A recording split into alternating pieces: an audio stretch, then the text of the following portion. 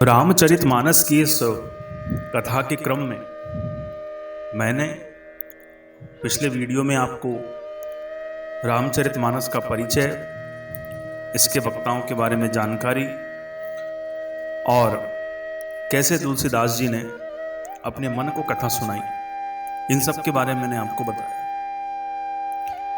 जैसा कि मैंने आपसे कहा था कि वक्ताओं और श्रोताओं का परिचय बेहद आवश्यक होता है।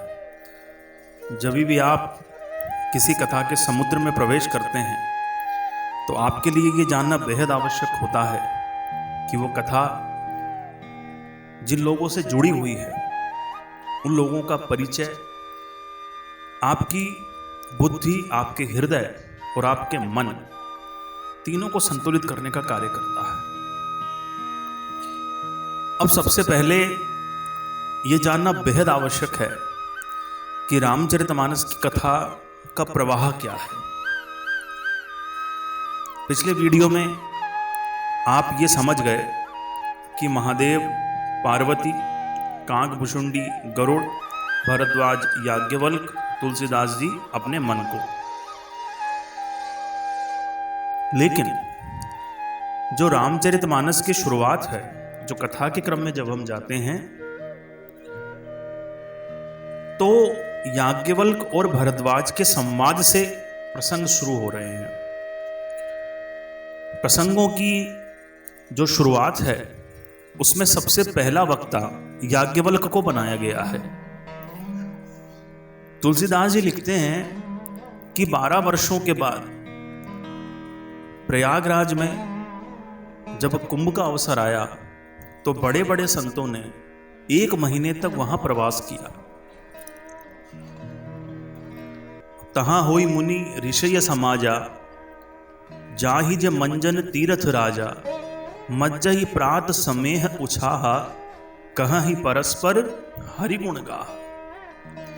यानी कि सभी साधु संतों का समाज भरद्वाज मुनि के आश्रम में जुट जाता है और उसके बाद सुबह स्नान करने के बाद वो सब भगवान की कथाओं का आनंद लेते हैं। इस प्रकार पूरे माघ के महीने तक वो ऐसा करते हैं और जैसे ही वो महीना खत्म होने वाला होता है सब अपने अपने आश्रमों को लौट जाते हैं। अब हम सब इस बात को जानते हैं कि सूर्य जब मकर राशि में प्रवेश करता है, अपने पुत्र शनि की राशि में प्रवेश करता है, तो उसके अगले 1 महीने को दान, तप और पुण्य के लिए अनुकूल कहा जाता है। जब सूर्य मकर में आते हैं तो उसी दिन से देवताओं का दिन शुरू होता है। तुलसीदास जी लिखते हैं कि एक बार भरी मकर नहाए, सब मुनीस आश्रमन सिधाए, जाग बलक मुनि परम विवेकी, भरद्वाज राखे पद टेकी। ऐसे ही सुअवसर पर जब सभी साधु संतों ने पूरे महीने स्नान और तप का पुण्य प्राप्त किया और जब वो जाने को हुए तो भरद्वाज मुनि ने याज्ञवल्क्य मुनि के चरण पकड़ लिए और अपने पास बिठा लिया। भरद्वाज राखे पद टेकी और उनसे जिद करने लगे कि मुझे राम कथा सुनाइए। तुलसीदास जी लिखते हैं कि अस विचारी प्रगटहु निज मोहू, हरहु नाथ करि जन पर छोहू, राम नाम कर अमित प्रभावा, संत पुराण उपनिषद गावा। भरद्वाज ने याज्ञवल्क्य से क्या कहा कि वो राम का नाम, राम नाम कर अमित प्रभावा, जिसका प्रभाव अमित है, संत, पुराण, उपनिषद जिनके नाम की महिमा गाते हैं। हे प्रभु, मैं अज्ञानी हूं, अस विचार प्रगटऊ निज मोह। मैं आपसे राम कथा सुनने का इच्छुक हूं। आप कृपा करके मुझे उस राम नाम की महिमा कहिए जिसे स्वयं महादेव गाते हैं। भरद्वाज जी कहते हैं कि हे याज्ञवल्क्य जी, एक तो वो राम है जो राजा दशरथ के पुत्र हैं, एक वो राम है जो सीता के दुख में वन में भटक रहे थे, एक वो राम है जिन्होंने अपने क्रोध से रावण को मार डाला। ये वही राम हैं या कोई दूसरे हैं जिनको शिवजी जपते हैं? ऐसा कह करके उन्होंने अपनी समस्त शंका याज्ञवल्क्य के चरणों में रख दी। उन्होंने निवेदन किया कि जैसे मिटे मोर भ्रम भारी, कहा हूं सो नाथ कथा विस्तारी। जैसे मिटे मोर भ्रम भारी, कहा हूं सो कथा नाथ विस्तारी। कि हे प्रभु, आप मेरा भ्रम दूर हो, उस प्रकार ये कथा मुझसे कहिए। और याज्ञवल्क्य जी ने जब ये सब सुना तो वो मुस्कुरा उठे। उन्होंने भरद्वाज से कहा कि हे मुनि, आप तो राम नाम की महिमा जानते हो।